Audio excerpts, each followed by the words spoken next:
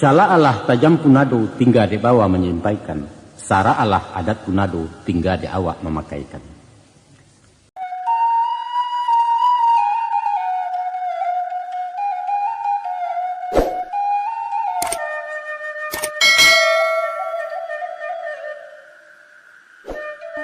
Assalamualaikum warahmatullahi wabarakatuh. Sambah jo salam mambo kabakeh saisi Minangkabau kaselangkuk gano orang pandanga di kampung atau di rantau. Sajak dari nan awam murang darai taruh ke kaum cedek pandai. Nan siak, nan parewa, nan diparak, nan dipasa, dipasi atau di kantua. Pendeknya indak besabuit babilang tua indak batuk baimbau galah. Bukan basibak juga sisiah, bukan bainggo juga bateh di lingkuang salam kesadonya. Mano sugalo ninek mamak nan gadang basa betuah, kok salah maaf dipinta nan kadim hanyo sipai Allah. Ambunan bukan cedek pandai ilmu di Tuhan tersimpannya, kok sentiang tolong dibilai tandu pengulu sandiko. Alhamdulillah sajak beberapa lama, kinilah pulau kami baru mencogok menemui dusanak pendanga. Kami tatiangkan satu paket ceramah adat nan bajudul Syarak Mengato Adat Memakai dengan tema membina sumber daya manusia Minangkabau dalam menuju masyarakat non-Islami. Mudah-mudahan saranti yang kayu nan kami sera ada manfaatnya bagi gejolak reformasi nan sedang menggelora di gerbang abad ke-21 kini nangko. Insyaallah. Sidang pendangan yang berbahagia, kalau kita namuh jujur menilai perjalanan sejarah Minangkabau di bidang pembentukan karakter sosial budaya orang Minang, kita akan sampai pada satu kesimpulan bahwa persenyawaan dua ajaran adat dan Islam telah berhasil menciptakan bingkai kehidupan nan kuat kokoh, batiang kepada daya nalar manusianya untuk menjawab kondisi zaman yang beredar secara sunatullah. Cukup sudah pedoman bersosial ekonomi, menata pemerintahan yang stabil, menjaga ketertiban dan mapan, menciptakan pemerataan masyarakat yang adil dalam kemakmuran dan makmur dalam keadilan. Permasalahannya kini, mampukah kita menerjemahkan kemudian menerapkannya di setiap sektor kehidupan masa kini? Itulah yang dimaksud di satu pantun ungkapan, cala Allah tajam punado tinggal di bawah menyampaikan, sara Allah adat punado tinggal di awak memakaikan. Nusanak pendangan namun muliakan. Menurut penuturan para ahli sejarah, Islam baru masuk ke tanah Minang kira-kira 800 tahun lalu. Sebelum itu masyarakat Minangkabau lah tersusun rapi dalam tatanan kaidah hukum dan pasti. Itulah inyo hukum adat di bawah penguasaan para nenek mama dan perangkat-perangkatnya. Walaupun bukan di dalam koordinasi satu kerajaan sentral, tapi nagari-nagari sebagai wilayah hukum merupakan negara-negara kecil yang berdaulat, merdeka menyusun masyarakatnya masing-masing di landasan demokrasi murni Minangkabau. Sebelum dan sesudah Islam masuk, banyak faham pernah singgah di siko.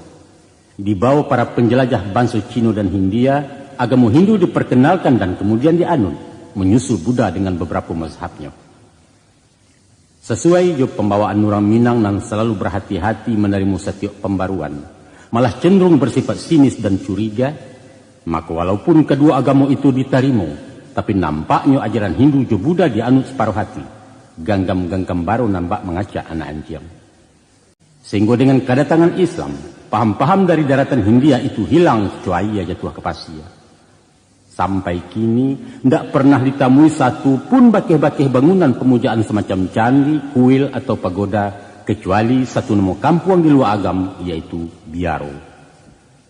Nama pariangan mungkin dari kata para hiangan, tampek badiamnya hiang atau dewa-dewa, dan sungai yang berarti sungai hiang. Begitu juga halnya di bidang kepercayaan. Indaklah banyak ditemui pandangan hidup yang berbau Hinduisme atau Buddhisme. Hanya budi yang bermakna moral itu berasal dari nama agama Buddha, dan memang mahajakan ketinggian akhlak. Dan satu hal yang memang murni berasal dari kepercayaan Hindu, yaitu reinkarnasi, kelahiran kedua sesudah mati. Sehingga sampai kini pun masih tadanga keyakinan adanya binatang jadi-jadian. Orang jadi babi, orang jadi ula, jadi harimau, dan lain sebagainya. Malah nampak mengkristal di kalangan masyarakat adalah siso-siso kepercayaan asli yang dikatakan animisme. saumpama tahayul dan pengaruh arwah nenek moyang maupun keberadaan makhluk-makhluk alwi semacam orang sibunian, sigu lambai dan hantu-hantu. Di kayu-kayu gadang, di matu-matu air, di kuburan-kuburan lamu, di puncak-puncak gunung dan di Rimborayo, orang picayo ada bapa nunggu, sehingga tampek-tampek seperti itu sangat ditakuti. Pendeknya boleh dikatakan hilang tak berbekas, mati ayam matilah tungau nambak kabut di timpo angin. Itulah nasib agama Hindu je Buddha di tanah Minang. Itu sebelum zaman Islam. Sesudah kehadiran Islam, pernah pula diperkenalkan agama Nasrani dan dibawa zending-zending penjajah barat. Portugis, Inggris, kemudian Belanda. Orang Minangkabau menggel yang panjang dengan Kristen. Sehingga walaupun sampai kini berdiri gereja-gereja di beberapa kota di Sumatera Barat, itu hanyalah diperuntukkan bagi warga Nasrani non-Minang sebagai toleransi kebebasan beragama. Namun palang salib gagal mendobrak palang pintu rumah gadang. Satu realitas sejarah yang tak bisa dibungkiri. Di pertengahan abad ke-20 kepatang, faham komunisme pun talaki jadi tamu. Sekadar meminjam semangat radikalnya dalam mencapai dan mengisi kemerdekaan. Kemudian dihalau sesudah biduak sampai ke pulau. Jajak ateisme anti Tuhan itu dikikih dari daratan tanah Bundo dan mengirok menggunggang dosa pemberontakan PKI tahun 65 nalape. Kini timbul satu pertanyaan. Apa sebab agama-agama dan ideologi nan singgah ke Minangkabau selalu Allahnya ditolak kecuali Islam? Jawabnya tak lain tak bukan. Sebab hanya Islamlah satu-satunya ajaran nan punya persamaan pandang dengan falsafah adat budaya Minang. Kalau dikaji, dianalisa, setidak-tidaknya ada ampe faktor nan menyamakan persepsi pandangan hidup sehingga Islam mendapat tampek di Minangkabau. Malah sesudah melalui proses pembauran, akhirnya hukum-hukum syarak diletakkan di posisi yang paling terhormat sebagai rujukan hukum adat. Itulah hanya pengakuan dan menyatakan syarak mengatur, adat memakai.